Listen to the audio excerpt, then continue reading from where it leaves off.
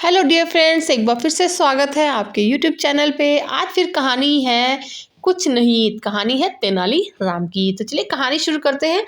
तेनाली राम राजा कृष्णदेव राय के बेहद ही निकट होने के कारण बहुत से लोग उनसे जलते थे। उनमें से एक था रघु नाम का ईर्ष्यालु फल व्यापारी। उसने एक बार तेनालीराम को षड्यंत्र में फंसाने की युक्ति बनाई। उसने तेनालीराम को फल खरीदने के लिए बुलाया। जब तेनालीराम ने उनका दाम पूछा तो रघु ने मुस्कुराते हुए बोला, आपके लिए तो इनका दाम कुछ नहीं है। ये बात सुनकर तेनालीराम ने कुछ फल खाए और बाकी थैले में भर आगे बढ़ने लगे। तभी रघु ने उन्हें रोका और कहा कि मेरे फल के दाम तो देते जाओ। अब तेनालीराम रघु के इस सवाल से बहुत ही हैरान हुए। वो बोले, अभी तो तुमने कहा कि फल के दाम कुछ नहीं है, तो अब क्यों अपनी बात से पलट रहे हो? तब रघु बोला कि मेरे फल मुफ्त नहीं हैं।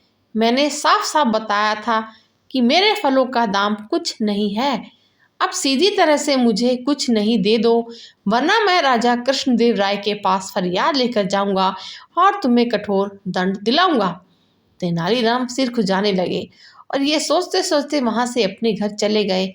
उनके मन में एक ही सवाल चल रहा था कि इस पागल फल वाले के अजीब षड्यंत्र का तोड़ कैसे खोजूं, इसके कुछ नहीं यहाँ कहाँ से ला कर दूं। अगले ही दिन फल वाला राजा कृष्णदेव राय के दरबार में आ गया और फरियाद करने लगा। वह बोला कि तेनाली ने मेरे फलों का दाम कुछ नहीं मुझे नहीं दिया है। राजा कृष्णदेव राय ने तुरंत तेनालीराम को हाजिर किया और उससे सफाई मांगी। तेनालीराम पहले से तैयार थे। उन्होंने एक रत्न जड़ित संदूक लाकर रघु फल वाले के सामने रख दिया और कहा, ये लो तुम्हारे फलों का दाम। उसे देखते ही रघु की आंखें चौंधियाई।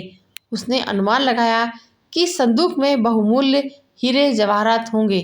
वह रातों रात अमीर बनने के ख्वाब देखने लगा और इन्हीं ख्यालों में खोए खोए उसने संदूक खोला। संदूक खोलते ही मानो उसका ख्वाब टूट गया। वह तो जोर से चीखा, ये क्या है? इसमें तो कुछ भी नहीं है। तब तेनालीराम बोले, बिल्कुल सही। अब तुम इसमें से अपना कुछ नहीं निकालो और यहाँ से चलते बनो। वहाँ मौजूद महाराज और सभी दरबारी ठहाका लगाकर हंसने लगे और रघु को अपना सा मुंह लेकर वापस जाना पड़ा। एक बार फिर तेनालीराम ने अपनी बुद्धि चातुर से महाराज का मन जीत लिया।